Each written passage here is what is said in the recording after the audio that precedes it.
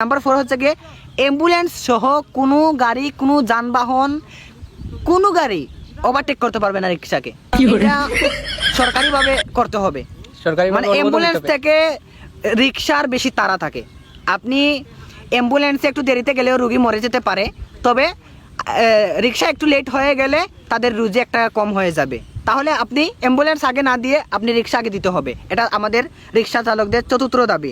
রিক্সাওয়ালা যদি প্রধানমন্ত্রী হয় তাহলে যেই 7টি দাবি থাকবে, তাদের যেই 7টি দফা থাকবে আর কি। তো নাম্বার 1, রাস্তাঘাটে রিক্সার কোনো হর্ন থাকবে না। হর্ন থাকবে না, হর্ন তুলে দিতে হবে। মানে হর্নের কোনো প্রয়োজনই নেই, কারণ আমরা ডান বাম কোনো না দেখেই বলে দিব, কোনো হর্নের প্রয়োজন নেই। দ্বিতীয়, ডান বাম মানে ডান বামের কোনো সিগন্যাল থাকবে না, সিগন্যাল তুলে দিতে হবে। মানে সিগন্যালের কোনো প্রয়োজনই নেই, কারণ আমরা এমনিতেই সিগন্যাল দিই না, থাকলেই দিই না, তবে এটা সরকারিভাবে করে দিতে হবে। ঠিক। 3 আমাদের রিক্সা 200 সিসি করে দিতে হবে। কত সিসি? 200 সিসি করে দিতে হবে। এমনিতেই আমরা যে টান দেই ভাবে বোঝা যায় 300 সিসি, তবে 200 সিসি করে দিতে হবে। ঠিক আছে না? ঠিক। নাম্বার 3 বলছি 200 সিসি। নাম্বার 4 হচ্ছে গিয়ে অ্যাম্বুলেন্স সহ কোনো গাড়ি, কোনো যানবাহন, কোনো গাড়ি ওভারটেক করতে পারবে না রিক্সাকে।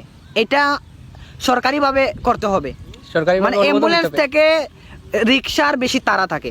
আপনি অ্যাম্বুলেন্সে একটু দেরিতে গেলেও রুগী মরে যেতে পারে, তবে রিক্সা একটু লেট হয়ে গেলে তাদের রুজি একটা কম হয়ে যাবে। তাহলে আপনি অ্যাম্বুলেন্স আগে না দিয়ে আপনি রিক্সা আগে দিতে হবে। এটা আমাদের রিক্সা চালকদের চতুর্থ দাবি। 5ম দাবি, সারা জীবন ভাতা দিতে হবে। সারা জীবন ভাতা দিতে হবে। আমরা দেশের একজন যোদ্ধা, আমাদেরকে সারা জীবন ভাতা দিতে হবে। এটা সরকারিভাবে করতে হবে, ঠিক কিনা? ঠিক। নাম্বার 6, কোনো ট্রাফিক আটকাতে পারবে না আমাদেরকে।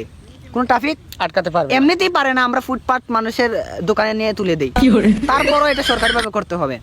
কোনো ট্রাফিক আমাদের আটকাতে পারবে না।